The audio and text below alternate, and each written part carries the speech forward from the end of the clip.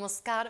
एकता शान्ति र संस्कारको सम्वाह कालिका एचडीमा तपाईलाई स्वागत छ। म समीक्षापुरी। कालिका समाचार सुरु गरौँ प्रमुख समाचारका शीर्षकहरूबाट।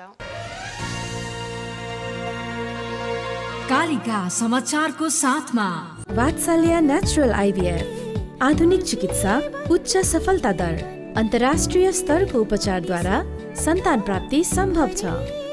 नेपालको अति लोकप्रिय मोटरसाइकल हिरो सुपर स्प्लेन्डर। त्यसैले बारम्बार लाइफ बोय भाइरस फाइटर यसले भाइरससँग लड्छ र तपाईलाई सुरक्षा गर्छ। संसारकै नम्बर 1 सेलिङ जम्प protection soap brand LIC Nepal. जीवन रहँदा पनि जीवन पश्चात पनि नयाँ जमानाको ग्लो एन्ड लभली।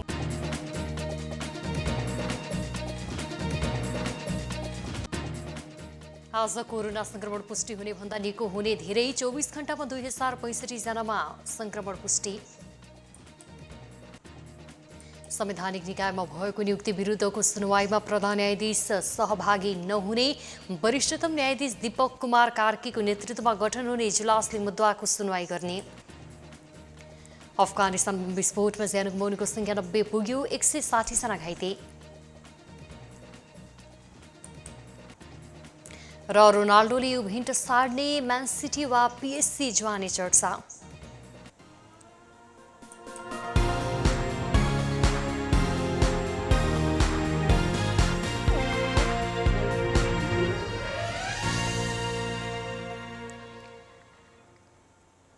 कालिका समाचार सुरु गरौँ राष्ट्रिय समाचारबाट। पछिल्लो 24 घण्टामा कोरोना संक्रमण पुष्टि हुने भन्दा निको हुनेको संख्या बढी भएको छ। यसअघि गएको शनिबार आइतबार पनि संक्रमण पुष्टि हुने भन्दा निको हुनेको संख्या बढी थियो। पछिल्लो 24 घण्टामा 2337 जना कोरोना संक्रमण मुक्त भएका छन्। यो सँगै निको हुनेको संख्या 7,08,230 पुगेको स्वास्थ्य तथा जनसङ्ख्या मन्त्रालयले जनाएको छ। यस्तै 24 घण्टामा 2065 जनामा कोरोना संक्रमण पुष्टि भएको छ। पीसीआर एन्टिजेन गरी 13,117 जनाको नमुना परीक्षण गर्दा 2065 जनामा संक्रमण देखिएको हो। यससँगै संक्रमण पुष्टि हुनेको संख्या 8,38,948 पुगेको छ। 24 घण्टामा नमुना परीक्षण गरिएका मध्ये 15.74% कोरोना संक्रमण देखिएको छ। यही अवधिमा कोरोना संक्रमणका कारण थप 25 जनाको ज्यान गएसँगै कोरोनाबाट ज्यान गुमाउनेको संख्या 10,663 पुगेको छ। अहिले नेपालमा 37,579 सक्रिय संक्रमित रहेकामा 662 जनाको आइसियु र 171 जनाको भेन्टिलेटरमा उपचार भइरहेको छ। केपी शर्मा ओली नेतृत्वको सरकारका पालामा संवैधानिक परिषदले विभिन्न संवैधानिक निकायमा गरेको नियुक्ति विरुद्ध सर्वोच्च अदालतमा परेको रिटको सुनवाईमा प्रधान न्यायाधीश सुलेन्द्र शमशेर जबरा सहभागी नहुने हुनुभएको छ। रिट निवेदक ओम प्रकाश अर्याल दिनेश त्रिपाठीले प्रधान न्यायाधीश नै सहभागी रहेको संवैधानिक परिषदले संवैधानिक निकायमा नियुक्त गरेको र सुनवाईमा स्वार्थ बाँच्न सक्ने भन्दै आपत्ति जनाएपछि राणा पहिलो र अन्तिम सुनवाईमा सहभागी नहुनुहुने भएको हो। प्रधान न्यायाधीश राणा अनुपस्थित हुने भएपछि उहाँको ठाउँमा वरिष्ठतम न्यायाधीश दीपक कुमार कार्कीको नेतृत्वमा गठन हुने इजलासले मुद्दाको सुनवाई गर्नेछ। गएको वर्षको मङ्सिर 30 गते केपी शर्मा ओली नेतृत्वको सरकारले संवैधानिक परिषद सम्बन्धी अध्यादेश ल्याएर विभिन्न सभामुख र प्रमुख प्रतिपक्षी दलका नेता बाहेक नै संवैधानिक निकायमा नियुक्ति गरेको थियो। तर संविधानसँग बाँच्ने गरी सरकारले अध्यादेश ल्याएर नियुक्ति गरेको भन्दै अधिवक्ता दिनेश त्रिपाठी र अधिवक्ता ओम प्रकाश अर्यालले नियुक्ति खारेजीको माग गरेर सर्वोच्चमा रिट दर्ता गराउनु भएको थियो। यो रिट संवैधानिक इजलासमा सुनवाई गर्ने सर्वोच्च अदालतले निर्णय गरेको थियो। प्रधानमन्त्री शेरबहादुर देउवासँग सरकारमा जाने विषयमा कुनै पनि छलफल नभएको नवगठित लोकतान्त्रिक समाजवादी पार्टी नेपालले जनाएको छ। प्रधानमन्त्री देउवाले मन्त्री परिषदलाई पूर्णता दिने तयारी गरिरहेका बेला नवगठित लोकतान्त्रिक समाजवादी पार्टीका अध्यक्ष महन्त ठाकुरले सरकारमा जाने विषयमा आफ्नो पार्टीसँग कुनै छलफल नभएको प्रस्ताउनु भएको हो। शुक्रबार बबरमहल स्थित आफ्नै पार्टीको केन्द्रीय कार्यालयमा सञ्चारकर्मीहरूले राखेका जिज्ञासाको जवाफ दिने क्रममा उहाँले पार्टी दर्ता नै भर्खर भएको उल्लेख गर्दै प्रधानमन्त्री देउवाले सोधे मात्रै सरकारमा जाने विषयमा आफूहरूले आवश्यक निर्णय गर्ने पनि स्पष्ट पार्नुभयो। भेटिसकेका छौँ, सामूहिक रूपमा नि भेटिएका हौँ र अलग अलग पनि भेटेका छौँ हामी र जब तर कुनै पनि उसमा चाहिँ हाम्रो सरकारको भएको थिएन, किनकि हाम्रो पार्टी निर्माण गर्ने स्थापना गर्ने कुरा चलिरहेको थियो। त्यसैले सरकार पहिले सरकारसँग यी कुराहरू पछि उठ्ला या शेरबहादुरजीले सोध्नुहुन्छ भने हामी यो विषयमा कुरा गर्छौँ। हामी अध्यक्ष ठाकुरले सत्तारूढ गठबन्धनसँगको चुनावी तालमेल गर्ने वा नगर्ने विषयमा पनि पार्टीले धारणा तय गरी नसकेको स्पष्ट पार्नु भएको थियो। नेपाली कांग्रेसका उपसभापति विमलेन्द्र निधिले आगामी निर्वाचनपछि नेपाली कांग्रेसलाई पहिलो पार्टी बनाउनको लागि 14औं महाधिवेशनमा सभापतिको उम्मेदवारी दिने बताउनु भएको छ। नेपाली कांग्रेसको 14औं महाधिवेशनमा सभापति पदका लागि उम्मेदवारी घोषणा गरेका उपसभापति निधिले शुक्रबार नयाँ बानेश्वर स्थित बानेश्वर बैंक्वेटमा सम्पर्क कार्यालयको उद्घाटन गर्दै आगामी निर्वाचनमा 3वटै तहमा नेपाली कांग्रेसलाई बहुमत प्राप्त गराउनको लागि आफूले सभापतिमा उम्मेदवारी दिन लागेको बताउनु भएको हो। उहाँले आफूले कसैलाई पराजित गर्न र कसैलाई असक्षम घोषित गर्नको लागि सभापतिको उम्मेदवार बन्न नखोसेको पनि स्पष्ट पार्नुभयो। आफू कसैलाई रिटायर्ड गराउनको लागि सभापतिको उम्मेदवार नभएकोले गर्दै उहाँले कांग्रेसलाई मजबुत बनाउँदै रूख छापलाई हिमाल पहाड मधेसमा स्थापित गराउन र मतदाता र जनतासँग जोड्न आफ्नो उम्मेदवारी रहेको उहाँले स्पष्ट पार्नुभयो। जो प्रणाली लाभारी छैन त्यसको जिम्मेवारी हाम्रो हो। यो संविधान लाभारी छैन, यो संविधानको जिम्मेवारी हाम्रो हो। त्यसको सफल सञ्चालन र कार्यान्वयन गर्ने जिम्मेवारी हाम्रो हो। त्यसकारणले अब तपाईहरुले ध्यानमा राख्नु होला, मतदाताले जनतालाई भन्न सक्नु पर्यो। हामीले भन्छौं अब भाग भैलो हुँदैन। 3 वर्षसम्म जुन दल तपाईको सत्तामा आएको थियो त्यो दल संहितामा विश्वास गर्ने दल थिएन। त्यो दल गणतन्त्रमा विश्वास गर्ने दल थिएन। लोकतन्त्र र संसदीय प्रणालीमा विश्वास गर्ने दल थिएन। त्यसै कारणले 3 वर्षमा निर्वाचन भएको पश्चात पनि झन्डै 2/3 मत प्राप्त गरेर पनि उपसभापति निधिले नेपाली कांग्रेसको दूरदर्शिताका कारण देशमा संघीय लोकतान्त्रिक गणतन्त्र स्थापना भएकोले गर्दै वर्तमान प्रणाली र संविधानको स्वामित्व नेपाली कांग्रेसले लिनुपर्ने बताउनुभयो। आफूहरू संहिता र संविधानको सफल कार्यान्वयनको पक्षमा रहेको कुरा जनतालाई बुझाउन आवश्यक रहेको भन्दै उहाँले 14औं महाधिवेशनबाट कांग्रेसलाई ताजा बनाएर वैचारिक रूपमा प्रष्ट र वैचारिक रूपमा प्रतिबद्ध बनाएर लैजानुपर्ने बताउनु भएको थियो। एकता शान्ति र संस्कारको संवाह कालिका एचडीमा प्रसारित कालिका समाचारमा पालो भएको छ विज्ञापनको। तर त्यसभन्दा अगाडि प्रमुख समाचारका शीर्षकहरू। कालिका समाचारको साथमा वात्सल्य नेचुरल आइभीएफ, आधुनिक चिकित्सा, उच्च सफलता दर, अन्तर्राष्ट्रिय स्तरको उपचारद्वारा सन्तान प्राप्ति सम्भव छ। नेपालको अति लोकप्रिय मोटरसाइकल हिरो सुपर स्प्लेन्डर। त्यसैले बारम्बार लाइफ बोय भाइरस फाइटर, यसले भाइरससँग लड्छ र तपाईलाई सुरक्षा गर्छ। संसारकै नम्बर 1 सेलिङ जम्प protection soap brand. LIC Nepal, जीवन रहँदा पनि जीवन पश्चात पनि। नयाँ जमानाको glow and lovely.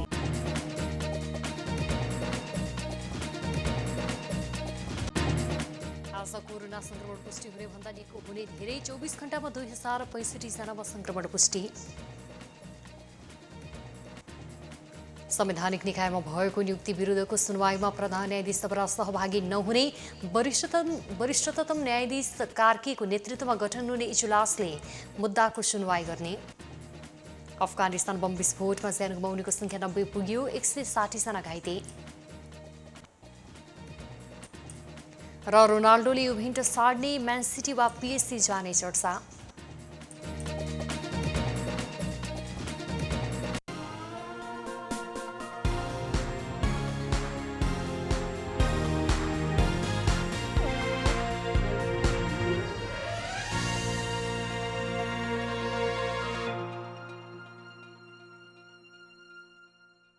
Fair and lovely को नयाँ नाम अब glow and lovely. Fair and lovely अब ग्लो एन्ड लभली किन? किनकि निखार भन्दा बढी पाउनु हुनेछ एचडी ग्लो। प्रस्तुत छ ग्लो एन्ड लभली। यसको मल्टिभिटामिन गहिराईमा गएर दाग धब्बा घटाउँछ अनि अनुहारलाई दिन्छ उत्कृष्ट ग्लो। नयाँ जमानाको glow and lovely. Neha absent ma'am. यति धेरै बच्चाहरू एब्सेन्ट। बिमारी जुन फैलिरहेको छ एकबाट अर्कोलाई कसरी लड्ने? बिमारीसँग लड्नु छ भने बिमार फैलाउने भाइरससँग लड्नुस्, जुन छुँदाखेरि पनि फैलिन्छ। त्यसैले बारम्बार लाइफ बोय भाइरस फाइटर, यसले भाइरससँग लड्छ र तपाईलाई सुरक्षा गर्छ। संसारकै नम्बर 1 सेलिङ जम्प प्रोटेक्सन सोप ब्रान्ड।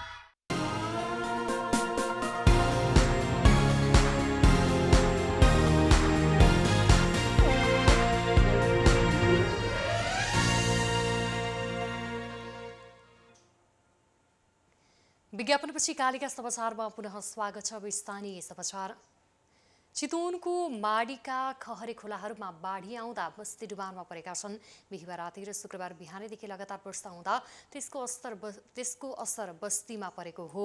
माडीका घरहरू डुबानमा पर्नुका साथै पुल निर्माणमा ढलानको लागि तयार गरिएको सेन्ट्रिङ समेत बगाएको छ। वर्षाका कारण परुई खोलामा आएको बाढीले माडी साथै स्थित खोला नजिकै चौरमा बनेका 12वटा चिपाङका घरहरू डुबाएको छ भने मध्यपूर्वी माडीकै टुनामुना खोलामा आएको बाढीले पुल निर्माण स्थलमा कटान गर्दै निर्माणाधीन पुलको सेन्ट्रिङका सामान र काठहरू बगाएको माडी 8का वडाध्यक्ष कृष्णराज अधिकारीले जानकारी दिनुभयो। बाढीका कारण माडीको सडक यातायात समेत अवरुद्ध बनेको छ।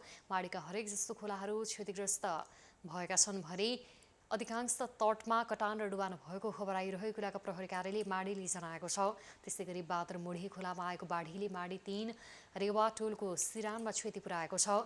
बाढीले खोलाको ड्याम फुटाल्ने र रेवा पाकिस्तान टोलमा बाढी छिर्ने जोखिम बढेको माडी प्रहरी प्रमुख झलक शर्माले बताउनुभयो। बस्तीको सिरानमा रहेको खोलाको ड्याम बाढीले भत्काउन थालेसँगै माडीको रेवा टोलवासी आफैले ड्याम मर्मत गरेका छन्। ड्याम फुटेमा समग्र रेवा पाकिस्तान टोलसँगै रतनी र वरपरका गाउँहरूमा बाढी बस्ने जोखिम रहन्छ। वर्षेनी बाढीको मार खेप्दै आएका बाँदरमुढे तटीय क्षेत्रमा नेपाल ग्रामीण पुनर्निर्माण संस्था RRNले 3 वर्ष अघि खोलाको दुवैतर्फ ड्याम निर्माण गरेसँगै बस्ती तुलनात्मक रूपमा सुरक्षित हुन सकेको छ। वर्षायाममा आउने बाढीले ड्याममा क्षति गर्ने गरेकोमा ड्याम मर्मत र त्यसको संरक्षणमा स्थानीयवासी आफै सरिक रहँदै आएका छन्। कालिका समाचारमा अब अर्थ समाचार। चालु आर्थिक वर्षको पहिलो महिनामै नेपाललाई 1 खर्ब 29 अर्ब रुपैयाँ व्यापार घाटा भएको छ। पञ्चार विभाग अनुसार साउन महिनामा 1 खर्ब 50 अर्ब 73 करोड रुपैयाँको वस्तु नेपाल आएको छ। यो गएको वर्ष साउनको तुलनामा 75.66% नै धेरै हो। 1.5 खर्ब रुपैयाँको आयात भएपछि साउन महिनामा निर्यात भने 20 अर्ब 76 करोड रुपैयाँको मात्रै भएको छ। तर गएको वर्षको साउनको तुलनामा निर्यात 115% ले बढेको छ। साउनमा व्यापार घाटा 1 खर्ब 29 अर्ब 66 करोड रुपैयाँ पुगेको छ। यो गएको वर्षको साउन महिनाको भन्दा 70.59% ले धेरै हो। साउन महिनामा नेपालमा 6 अर्ब 70 करोड रुपैयाँको खाद्यान्न मात्रै आयात भएको छ। यस्तै एक महिनामा 4 अर्ब 11 करोड रुपैयाँको तरकारी, 3 अर्ब 20 करोड रुपैयाँको फलफुल र 1 अर्ब 18 करोड रुपैयाँको चिया कफी आयात भएको छ। साउनमा 3 अर्ब 19 करोड रुपैयाँको औषधि आयात भएको छ। एकै महिनामा 10 अर्ब 14 करोड रुपैयाँका गाडी, पाठपुर्जा, रेलका उपकरण र 12 अर्ब 23 करोड रुपैयाँका विद्युतीय र मेसिनरी सामानको आयात भएको छ। कालिका समाचारमा अब अन्तर्राष्ट्रिय समाचार। अफगानिस्तानको काबुल विमानस्थल बाहिर भएका 2 श्रृङ्खलाबद्ध विस्फोटमा ज्यान गुमाउनेको सङ्ख्या 90 पुगेको छ। विमानस्थलमा खटिएका 13 अमेरिकी सैनिकसहित 90 जना भन्दा बढीले ज्यान गुमाएका हुन्। मारिनेहरूमा 28 जना तालिबान लडाकु समेत रहेको तालिबानले जनाएको छ। इस्लामिक आतंकवादी संस्था IS को सहयोगी संगठन IS खोरासानले विस्फोटको जिम्मा लिएको छ। घटनामा परेर 120 जना भन्दा बढी घाइते भएका छन्। अफगानिस्तानमा तालिबानले सत्ता कब्जा गरेपछि देश छोड्न काबुल विमानस्थल आसपास भेला भएको भिडलाई लक्षित गरी विस्फोट गराइएको थियो। आफ्ना थुप्रै लडाकुहरू घाइते भएको जनाएको तालिबानले घटनाको निन्दा गर्दै 31 अगस्तपछि अफगानिस्तानमा अमेरिकी उपस्थिति आवश्यक छैन भन्ने यो घटनाले पनि पुष्टि गरेको बताएको छ। यसैबीच अमेरिकी राष्ट्रपति जो बाइडेनले काबुल विमानस्थल बाहिर बम हमला गरिए पनि त्यहाँबाट अमेरिकी तथा अन्य नागरिक उद्धार कार्य नरोकिने बताउनु भएको छ। विमानस्थलमा विस्फोट भएपछि प्रतिक्रिया दिँदै बाइडेनले दोषीहरूलाई जुनसुकै ठाउँबाट खोजेर न्यायको कठघरामा उभ्याउने चेतावनी पनि दिनुभयो। कालिका समाचारमा अब खेल समाचार। विश्व चर्चित पोर्चुगाली फुटबल खेलाडी क्रिस्टियानो रोनाल्डोले इटालियन क्लब युभेन्टस छाड्ने चर्चा सुरु भएको छ। उनले शुक्रबार 1 घण्टा मात्र अभ्यास गरेर साथीहरूसँग बिदा मागेको समाचार बाहिर आएका छन्। उनले यसै सिजनमा क्लब छाड्न चाहेको चर्चाले अन्तर्राष्ट्रिय मिडियामा ठाउँ पाएको छ। रोनाल्डोका एजेन्ट जर्ज मेन्डेसले म्यान्चेस्टर सिटी तथा पेरिस सेन्ट जर्मन पिएससी लगायत युरोपेली क्लबसँग छलफल भए पनि अन्तिम निर्णय भइ नसकेको बताए। बेलायती क्लब म्यान्चेस्टर युनाइटेडले समेत रोनाल्डोले आफ्नो क्लबबाट मैदानमा उतार्ने इच्छुक रहेको समाचार समेत सञ्चार माध्यममा आएका छन्। सिरिए क्लब युभेन्टस पनि केही शर्त पूरा भए उनलाई बेच्न तयार भएको जनाइएको छ। 36 वर्षीय रोनाल्डोको सम्झौता 1 वर्ष बाँकी रहँदै क्लब छाड्ने चर्चा चलेपछि युभेन्टस समेत रोनाल्डोलाई बेच्न तयार भएको हो। त्यसो त म्यान्चेस्टर सिटीले ह्यारी केनलाई क्लबमा आबद्ध गर्न असफल भएसँगै रोनाल्डोसँग अनुबन्ध गर्ने तयारी रहेको समाचार पनि आएको छ। सिटीले कुनै औपचारिक प्रस्ताव रोनाल्डो समक्ष नगरेको जनाइएको छ। 2 वर्षअघि स्पेनी क्लब रियल मेड्रिडबाट 9 करोड 92 लाख बेलायती पाउन्डमा रोनाल्डो युभेन्टसमा आबद्ध भएका थिए। एकता शान्ति र संस्कारको सम्वाह कालिका एचडीमा प्रसारित कालिका समाचारको अन्त्यमा प्रमुख समाचारका शीर्षकहरू पुनः एकपटक। कालिका समाचारको साथमा वात्सल्य नेचुरल आइभीएफ आधुनिक चिकित्सा उच्च सफलता दर अन्तर्राष्ट्रिय स्तरको उपचारद्वारा सन्तान प्राप्ति सम्भव छ। नेपालको अति लोकप्रिय मोटरसाइकल हिरो सुपर स्प्लेन्डर। त्यसैले बारम्बार लाइफ बोय भाइरस फाइटर। यसले भाइरससँग लड्छ र तपाईलाई सुरक्षा गर्छ। संसारकै नम्बर 1 सेलिङ जम्प protection soap brand. LIC Nepal, जीवन रहँदा पनि जीवन पश्चात पनि। नयाँ जमानाको ग्लो एन्ड लभली।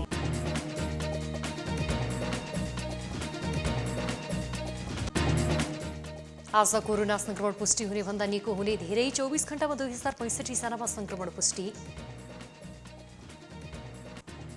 संवैधानिक निकायमा भएको नियुक्ति विरुद्धको सुनवाईमा प्रधान न्यायाधीश तबरा सहभागी नहुने वरिष्ठतम न्यायाधीश कार्कीको नेतृत्वमा गठन हुने इजलासले मुद्दाको सुनवाई गर्ने। अफगानिस्तान बम विस्फोटमा ज्यान गुमाउनेको संख्या 90 पुग्यो, 160 जना घाइते। र रोनाल्डोले युभेन्टस छाड्ने, म्यान सिटी वा पिएससी जाने चर्चा।